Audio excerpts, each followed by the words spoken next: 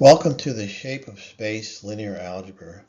In this lesson, we're going to talk about several different things, all related: similarity, diagonalization, and eigenvalues and eigenvectors. In a previous lesson, we defined equivalent matrices, and if you recall, we didn't require them to be square matrices. So I have an example here. Matrix A and B are 2 by 3 matrices, and they are equivalent. We can use these two matrices P and Q in order to relate A to B by this equation here, which means that A and B are equivalent. You might want to practice your matrix multiplication just to verify this, but it is in fact true. The matrices A and B are said to be similar, so a little bit different from equivalent, if there is a non-singular matrix P such that B equals P, A, P inverse. So in the equivalent definition, P and Q don't have to be the inverse of each other. For matrices to be similar, they need to be square and of the same dimension. So the concept of similar matrices is a special case of the concept of equivalent matrices. However, the converse is not true. The matrix equivalence class for the n by n identity matrix, I sub n, consists of all non-singular matrices of size n by n, since if A inverse exists for some n by n matrix A, then A is equivalent to In because of this relationship here. We just use P, we just make P equal to In, and then we just need an invertible matrix of size n, and then we see that it's equivalent to In. On the other hand, the only member of the similarity class of an identity matrix is the identity matrix itself. And I kind of proved that down here in the corner. If you assume I is similar to A, then you can multiply both sides by P on the right, and you get PA equals P, and then you can multiply on the left by minus P inverse, and then you just get I equals A. So if A is similar to I, it must in fact be I. And then I just have an example down here of equivalent but not similar matrices.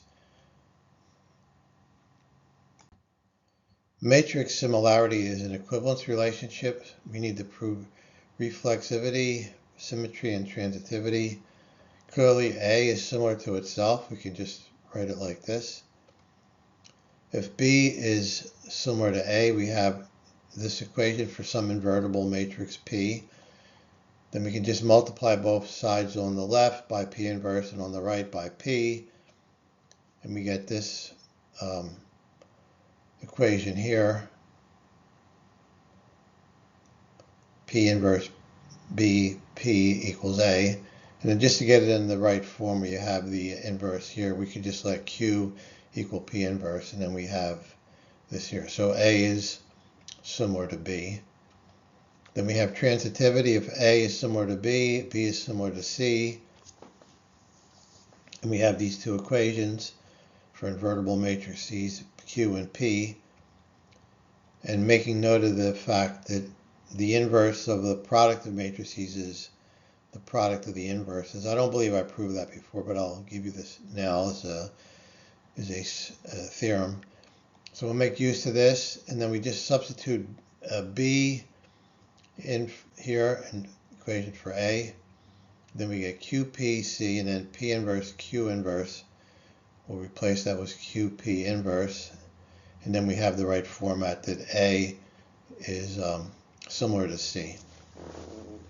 Then I'll leave as an exercise the next theorem. If B is similar to A, and it has this relationship by definition, then B to the n equals P, A to the n, P inverse. You can prove that via induction. It's pretty easy.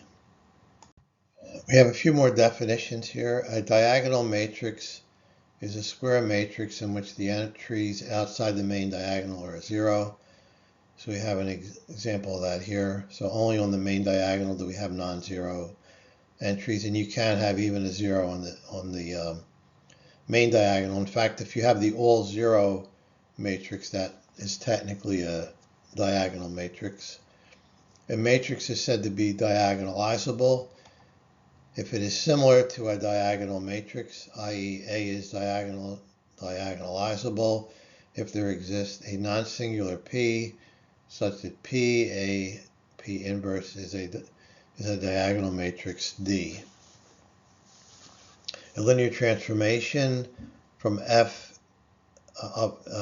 from V to itself is diagonalizable if it has a diagonal representation with respect to the same basis for the domain and the codomain. Remember, the representation is writing the vectors in terms of the basis, and you basically get elements of Rn, which reduce you down to a matrix representation for your linear transformation.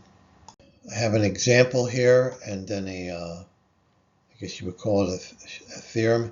So if A is this matrix here, then it's diagonalizable because there's a matrix P such that if you multiply P times A times P inverse, you get this here. Now, I didn't show you how to generate the P, but I'm just giving you the answer. But if you multiply these out, you'll see that you just get a diagonal matrix here.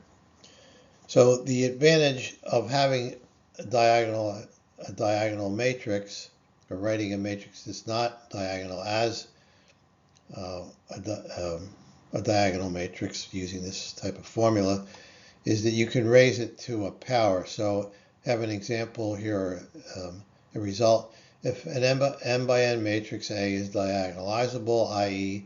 there's some diagonal matrix D and some matrix P such that D equals P, A, P inverse, then we can write A in terms of D, just multiplying by P and P inverse on either side. And then that lets us raise A to the power. Now remember, in the last slide I asked you to do a proof where we didn't actually have a diagonal matrix here, but it's even simpler.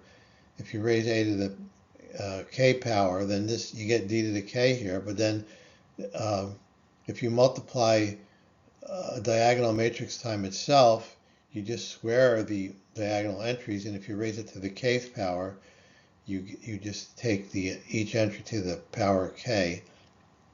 And so this is computationally useful because rather than doing k matrix multiplications, which become very intensive for, say, even k equals 10, here you just need to take 3 matrices multiplied together, and then just these scalar raising things to a power, scalars to a power, to get the middle term in here.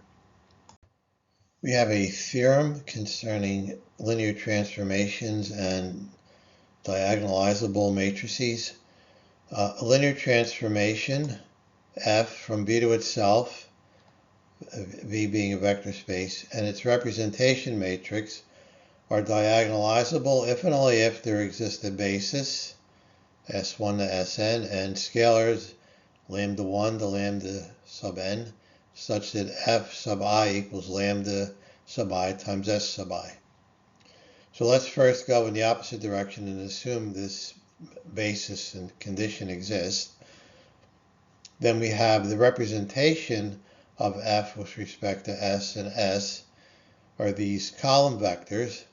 And these column vectors, when you take F of S1, you're just going to get lambda 1 S1. So you get this column here, and this is lambda 2 S2, so you get this column here, and so on. And clearly that's a diagonal matrix, so that proves it in one direction. Then we prove in the forward direction. Let's assume that F is diagonalizable. Then by definition, the representation of F with respect to the basis S in the codomain and S in the domain is a diagonal matrix, which we'll label as this here. And if this representation equals this, then the columns are as such. The representation of f of s sub I with respect to s is the ith column. And then this implies f of s sub I equals lambda sub I s sub I. So that proves the theorem going in the forward direction. In a minute, we'll talk about what these lambda sub I and s sub i's are. They're known as eigenvalues and eigenvectors, and they're an important part of analyzing a linear transformation, as we'll see in the subsequent slides. A linear transformation f from a vector space V to itself has a scalar eigenvalue lambda if there exists a non-zero eigenvector zeta, an element of V, such that f of zeta equals lambda times zeta. Then we have a similar definition for eigenvalue and eigenvector for a matrix A. Basically, you have a value lambda and a vector zeta such that A times the eigenvector equals lambda times the zeta, your eigenvector. So let's look at an example. Consider the linear transformation represented by matrix A. It turns out this has eigenvalues 1, 2, and 3 and eigenvectors given here.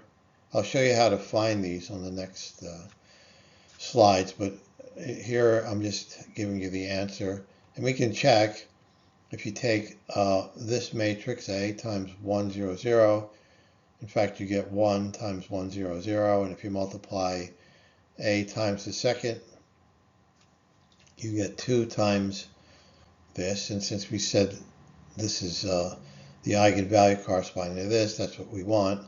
Then we do the third multiplication, A times this. And it's 3 times the eigenvector, which again corresponds to this eigenvalue of 3. So this all checks out. We have a few more definitions. You notice here we define a lot of these things for both the linear transformation and a corresponding matrix representation. And the definitions are almost the same. So we did that here, and we'll do it again here. The characteristic polynomial of a square matrix A is the determinant of A minus lambda I. I is the identity, where lambda is a scalar variable. And then if you set this equal to 0, that's called the characteristic equation. Then you have similar definitions for linear transformations. The characteristic polynomial of a linear transformation, F, is the characteristic polynomial of any matrix representation of F with respect to the same basis for the domain and codomain. Let's continue with our example from the previous slide. I copied the matrix A down here for our reference, and I'll show you how to find the eigenvalues, and then we'll compute one of the eigenvectors, and I'll leave the computation for the other two as an exercise. So let's rewrite the equation. A zeta equals lambda zeta. Remember, that's what we're looking for to find the eigenvalue and eigenvector. We'll write it this way here, and then we can factor out the zeta.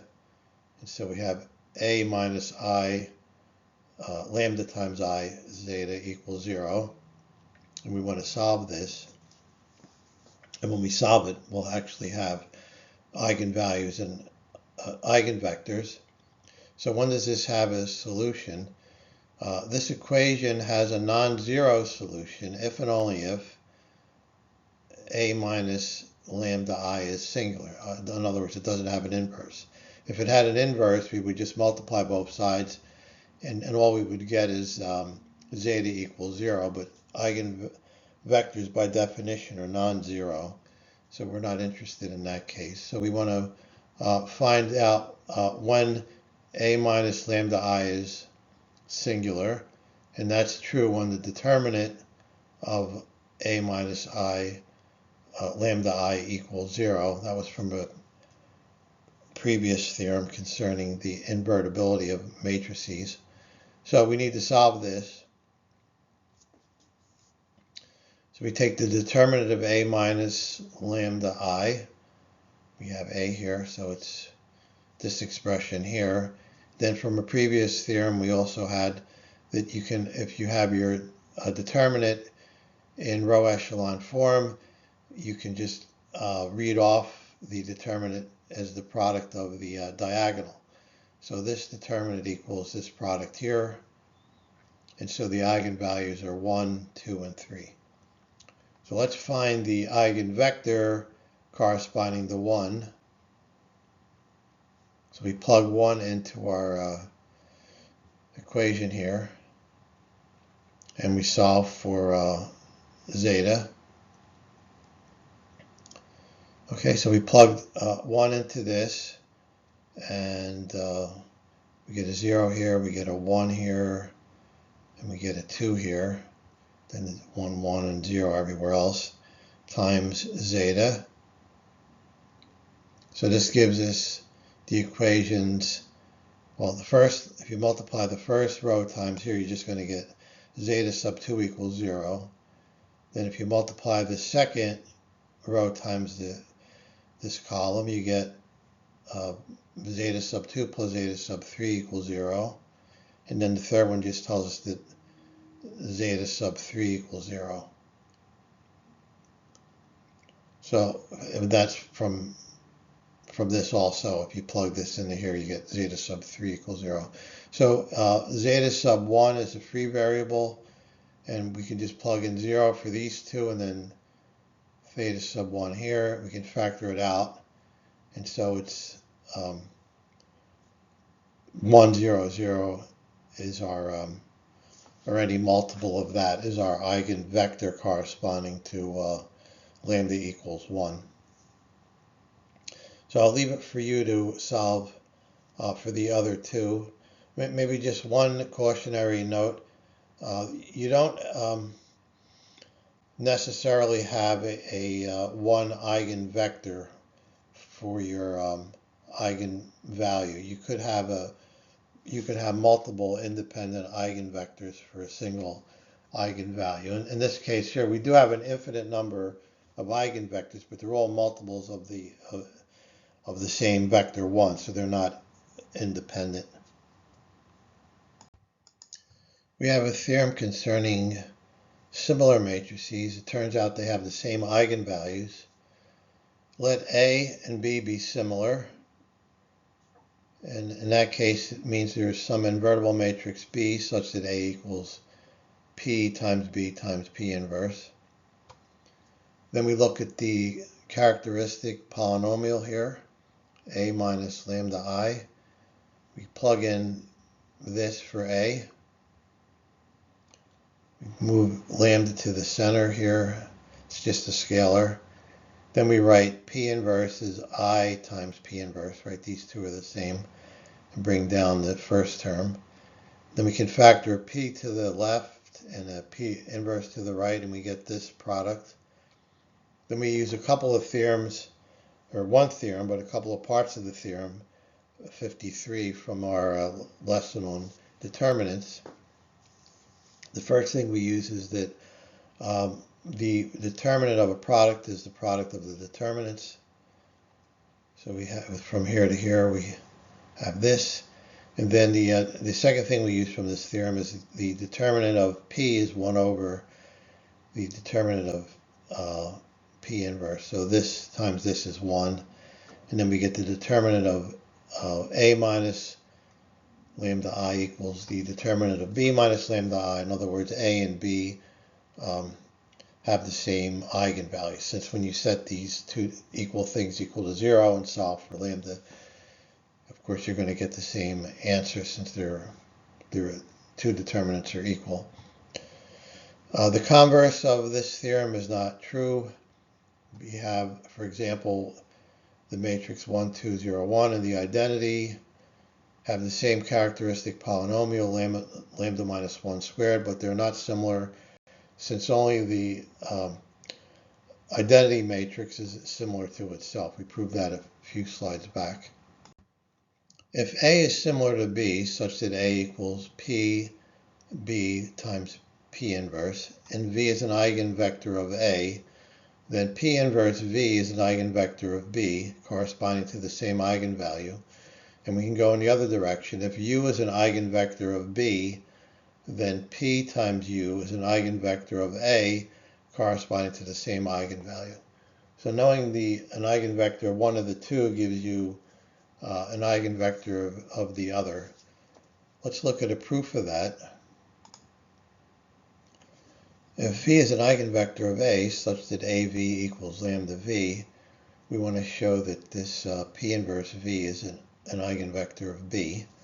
So let's start with that. Then going from here to here, I've just multiplied by the identity matrix in the form of P inverse times P. The rest of it's the same. Then using the associative law, I group these terms together. P inverse on the outside. And then we're given that P inverse is A. So we have P inverse times AV. Then we assume this. So we have P inverse lambda V. We can just factor the lambda out. And then we have B times P inverse V equals lambda times P inverse V.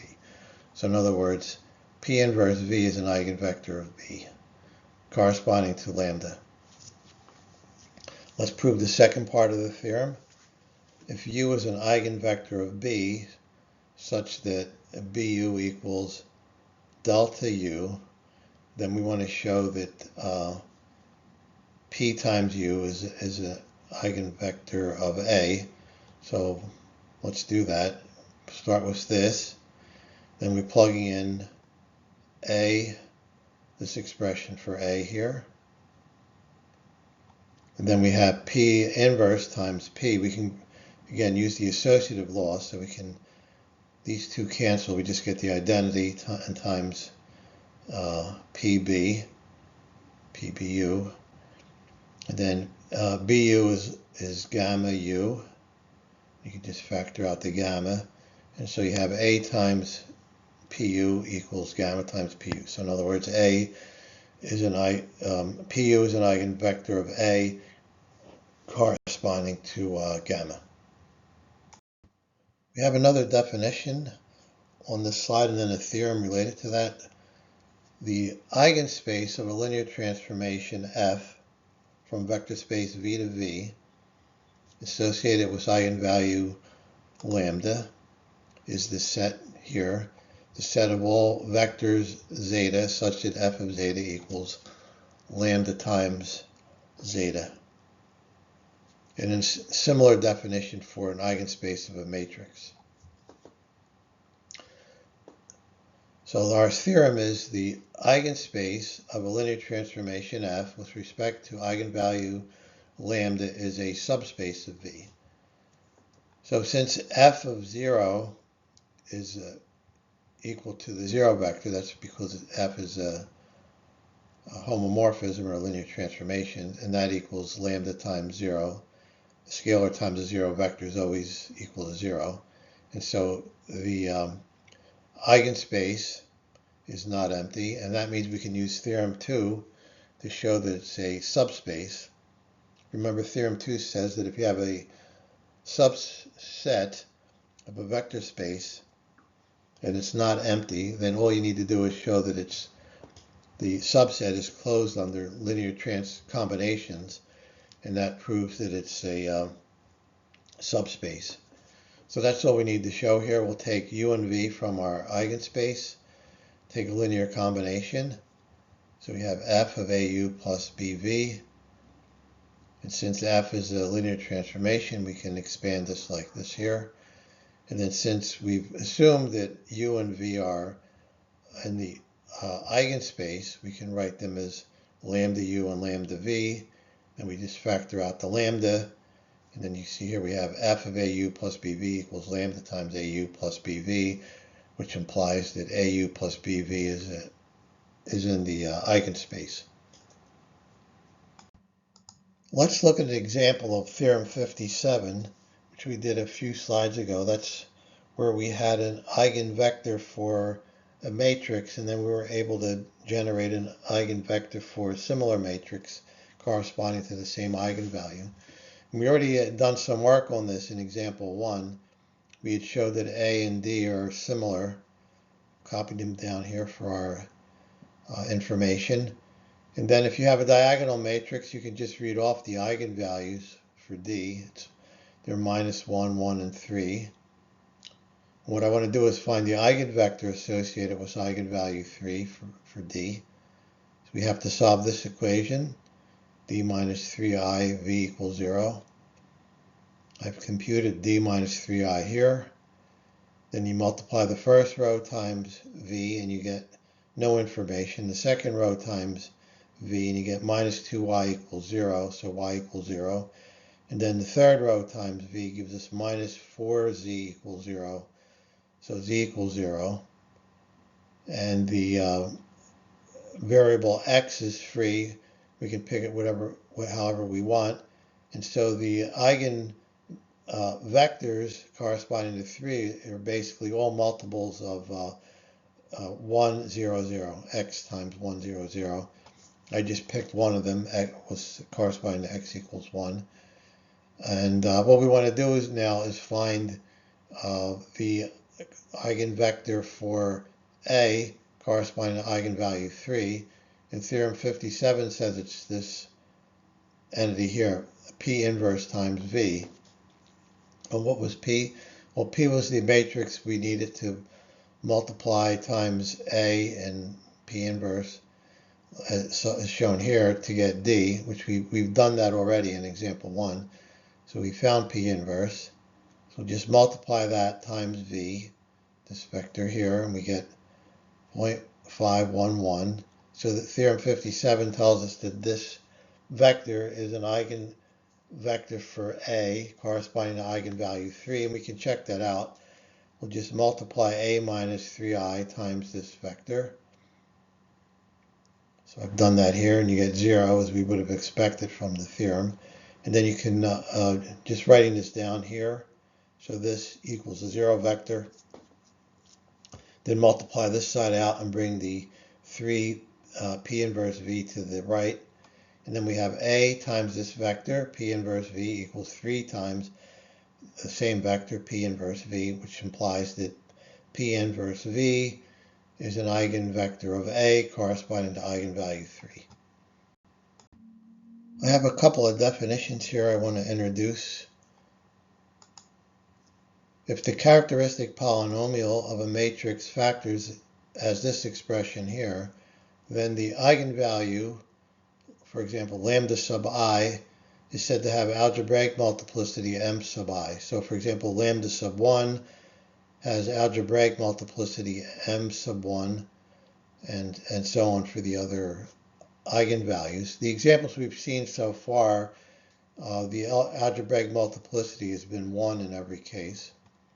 Then there's also the geometric multiplicity. That's the dimension of the eigenspace for a given eigenvalue.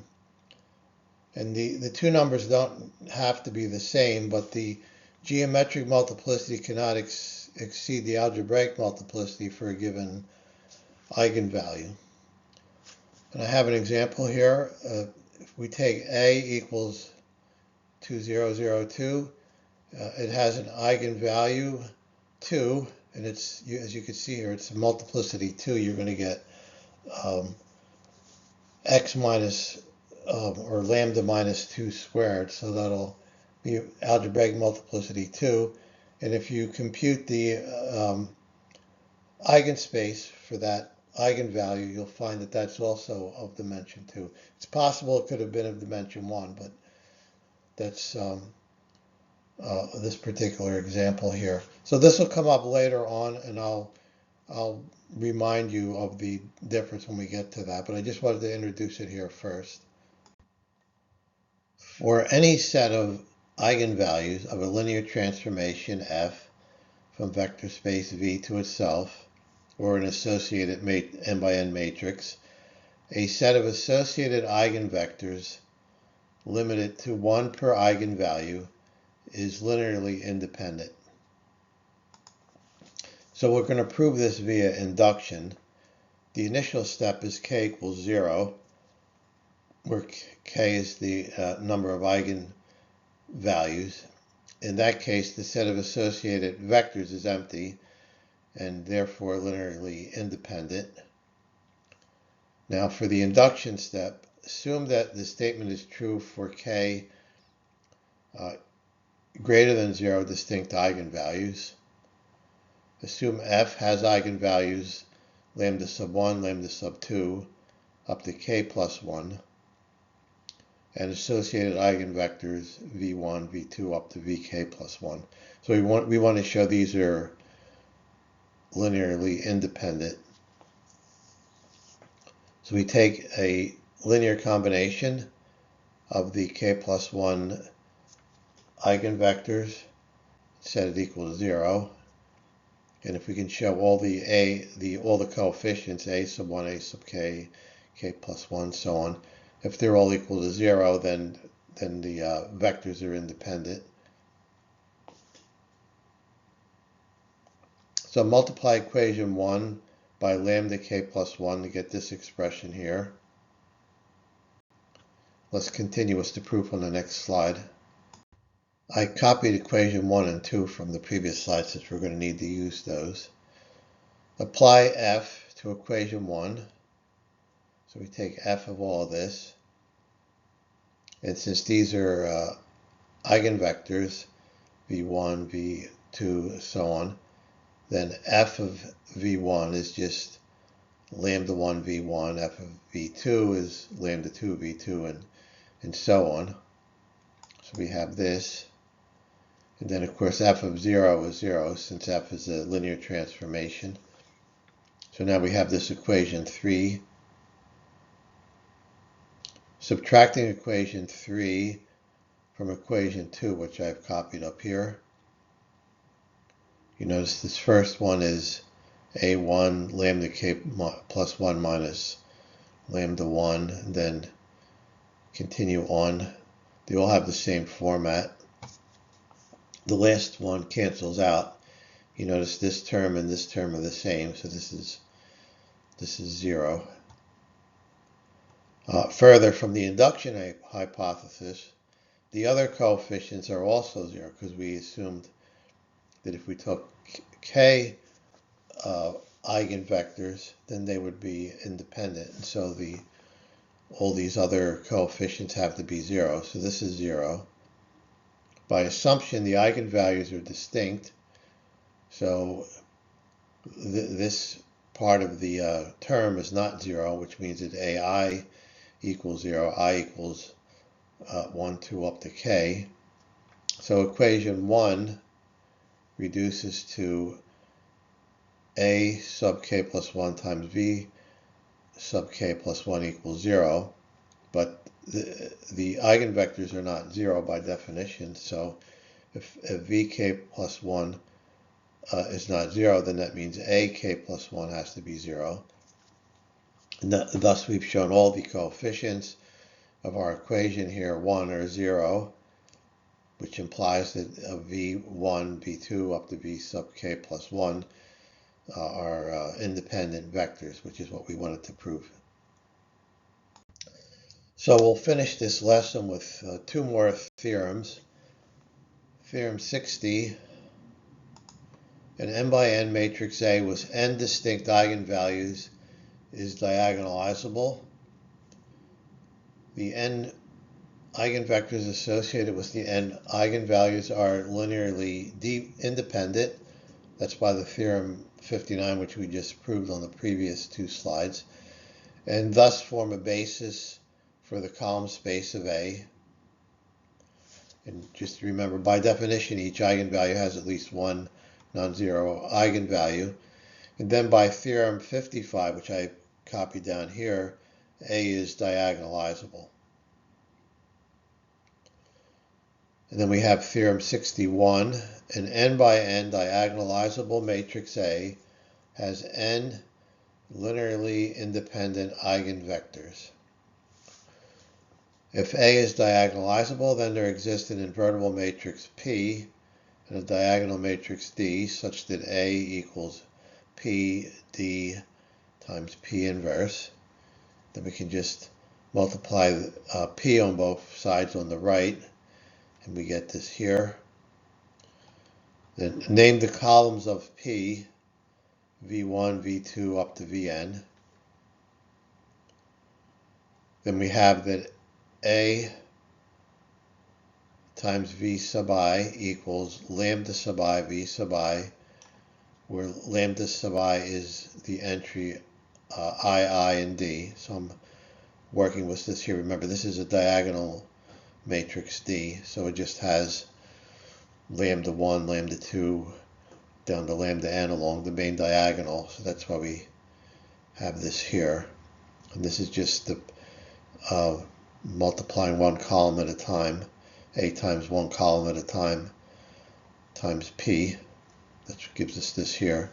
So each V sub I is an eigenvector of A corresponding to lambda sub I from this equation.